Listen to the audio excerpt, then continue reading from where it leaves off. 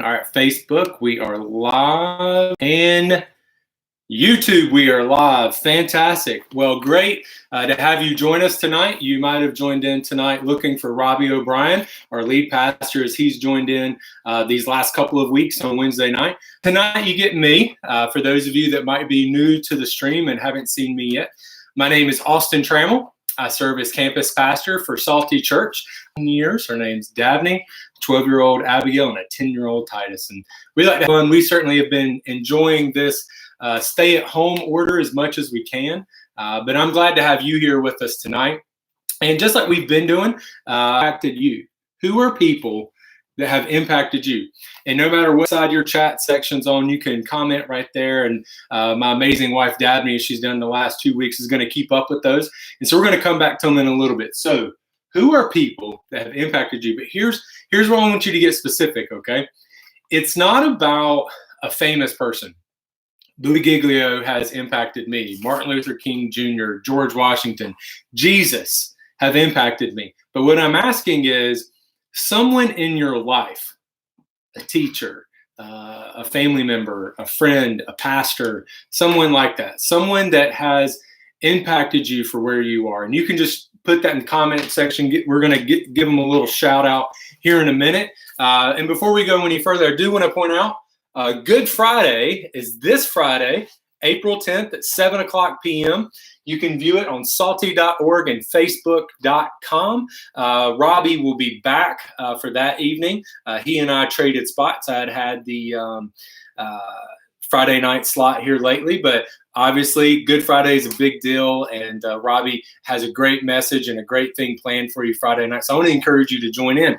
For those of you that have joined in with me in the past, we kind of treat it like a weekend update on Saturday Night Live or the Tonight Show, something like that. I grew up watching the Late Show with David Letterman, but we brought our kids in. We've had a good time.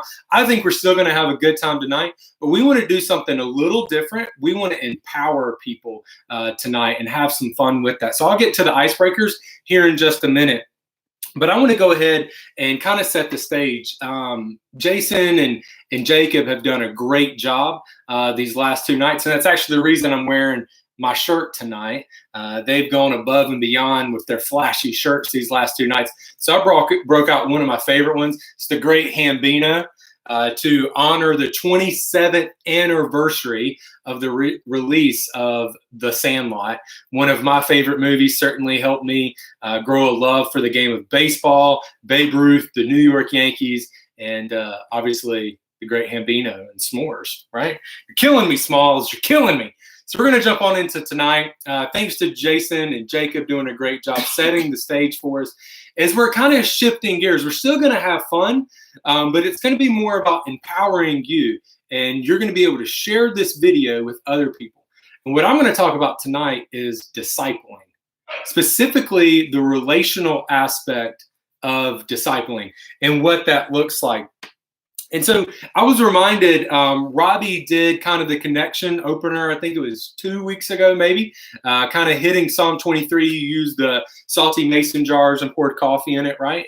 Where it talks about your overflow, that your cup overflows because God loves you so much. And he brought up this point. He said, what are you going to do with the overflow? Because he poured the coffee into the mason jar, and then that coffee overflowed into the plate. And so it's just sitting there. And if you kept pouring it, it would just pour out onto the stage, pour off into the beach, and would just make a big mess. And so he brought up this question. What are you going to do with the overflow? Are you going to waste it and just leave it? Are you going to use it for yourself? Because you could drink the overflow and just kind of catch everything that's dropping off. God's pouring into your cup. And so you could just let it pour out and you're like, what? This is for me. This is for me. And then start catching it and thinking like, this is my overflow. Or you can share that overflow with someone else. And that's essentially what discipleship is. It is the overflow of God into you that you in turn pour into others. And so that's what we're going to talk about tonight. How to begin the process of discipling someone and what that looks like. And it begins with the relationships. We're going to get to the icebreakers here in just a second, so keep putting them in. They're up here. Who are people that have impacted you? And this is not like a famous person, unless you've actually met that famous person and they've spoken into your life. Like, it's not George Washington. Cool guy. I have his autobiography, not his autobiography, but I have his biography on my bookshelf. It's 700 pages and I've read 100 and whatever. But he's impacted me. He was a great man, great leader. But at the same time, I don't know him personally. But there's some people in my life, like my first pastor, Dave Shorter, took time and sat with me and some other young guys going into ministry. And most importantly, our fiancés, our wives at the time, and shared with us how to be a better pastor. Terry Wood, a guy that I love to death. I like to call him T-Dub. He was my worship leader for all of our youth events we ever did. He was the first youth pastor I ever worked for. He was the first person who ever gave me the opportunity to preach. And I'm forever grateful for Terry. Dale Sutton, Kyle Batson taught me a lot about the inner workings of church and how that looks like. They were a pastor and a worship pastor for me. And we learned a lot of things together. And they took time. They sat in my office and they coached me. Dale Sutton, one of my pastors, gave me some of the best advice I've ever had as a pastor. And it's this: the best crow to eat is warm crow. Don't let your crow get cold. When you mess up, deal with it then. And so I learned that from him. And then we moved to another community. And there were a lot of people there. And I don't want to really leave anyone out, but you know who you are. But guys like Brian Trammell, who took me out to lunch once a week and would just talk with me about life and raising kids, make sure I was okay. Phil Scott, Jimmy Abbott, all these amazing people in my life. Robbie Reed, Ryan Christopher, so many other people in my life at that church. Amy Glover and Crystal Christopher were huge in my life to help pour into me. See, God was pouring into them. There was an overflow coming out of them that they poured into me. They helped me be a better man, a better husband, and a better pastor, and a better father. And so that was huge. When God pours into us, remember, there's the overflow. Who are you going to share that overflow with? And when I moved to Florida, there are so many people, and I know I would leave them out. So I'm not really going to get into the list of people in Florida that have impacted me, but you know who you are. You've taken me out to lunch. You've called me and checked on me.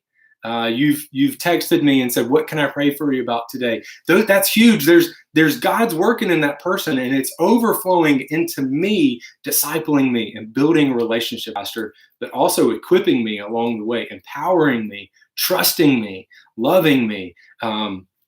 Again, God's pouring into them, and it's overflowing into me. So let's go ahead and get some names. Do we have maybe some icebreakers? Let's see. Jacob said Dabo. Jacob, I didn't know that you knew Dabo Sweeney, but that's awesome.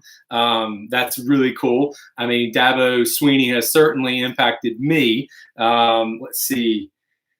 Oh, is this all other Jacob stuff too under here? No, it's just other people's stuff. Okay, so these are other things we have. Parents, high school math teacher, Miss Mutzenberger. I hope I honored her well. Mr.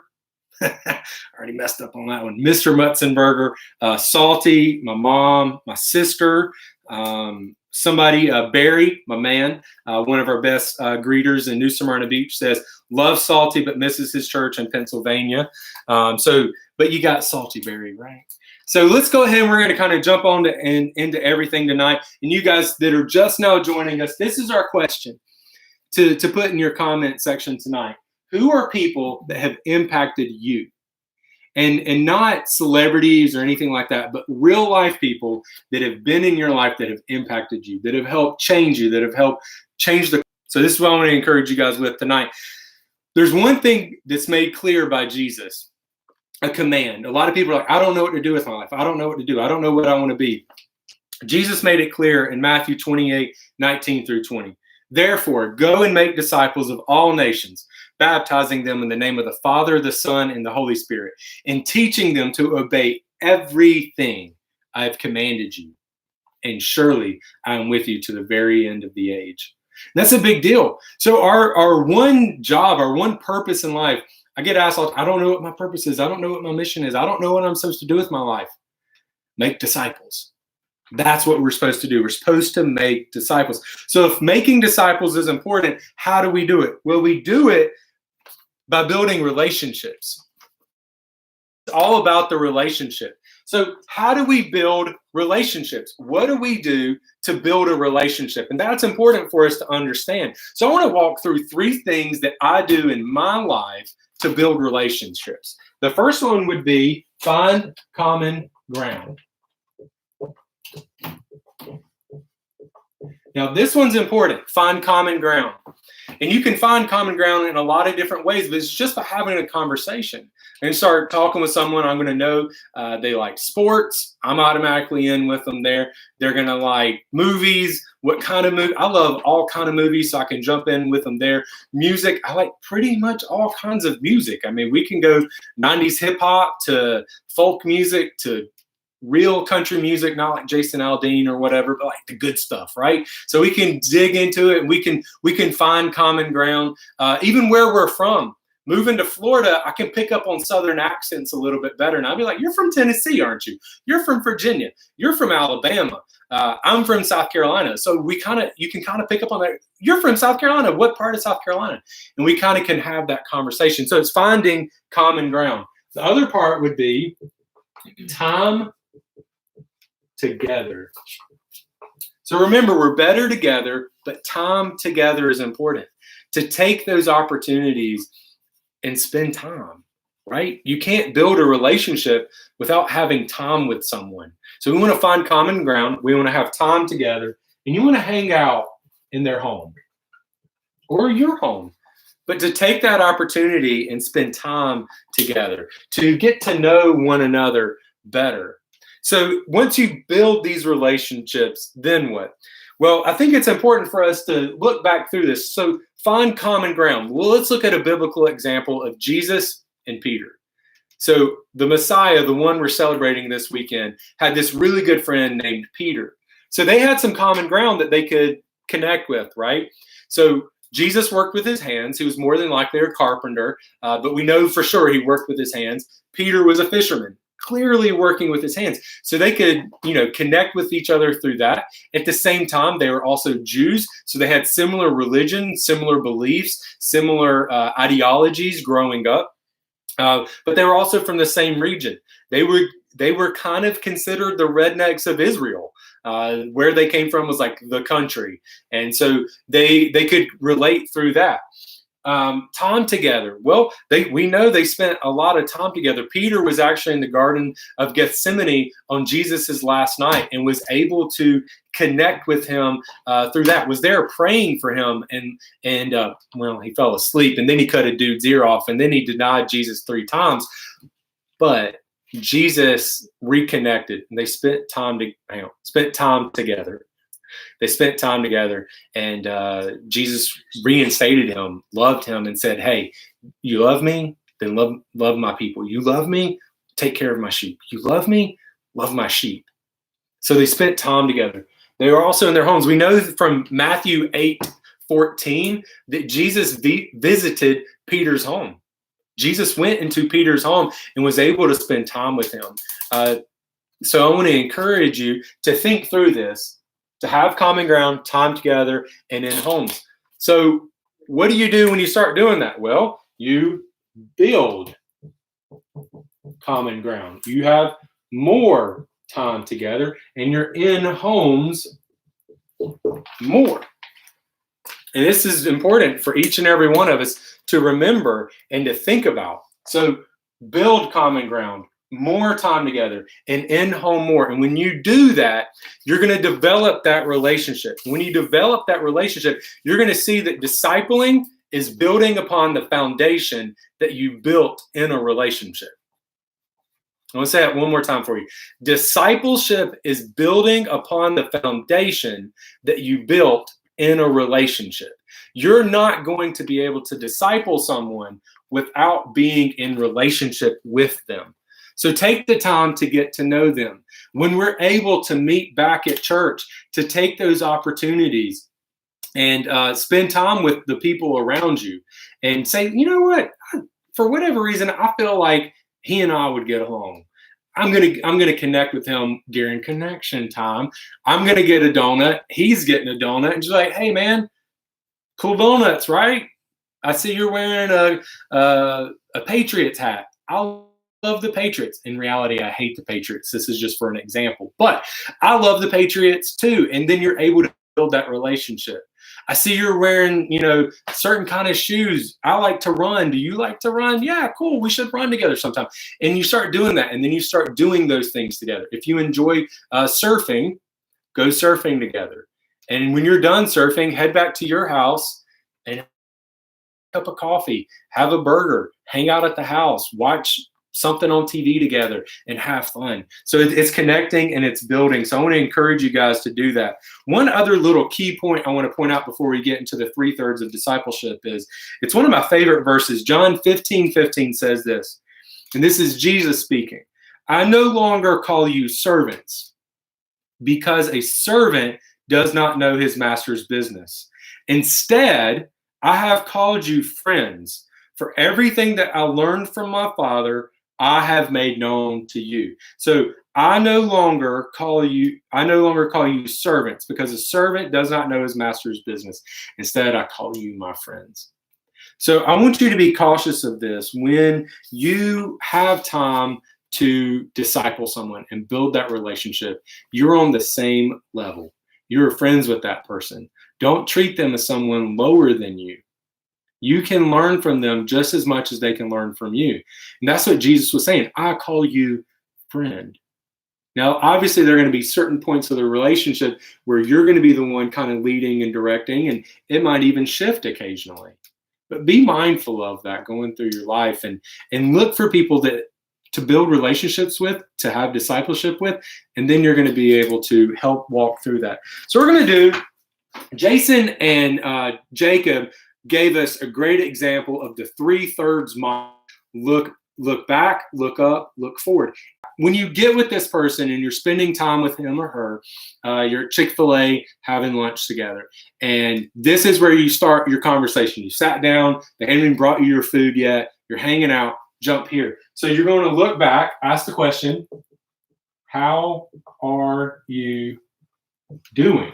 Start there. It's easy. How are you doing? Good, bad, somewhere in between. What can I? Those are 3 important questions to ask. But we have to be careful of is not wasting your time.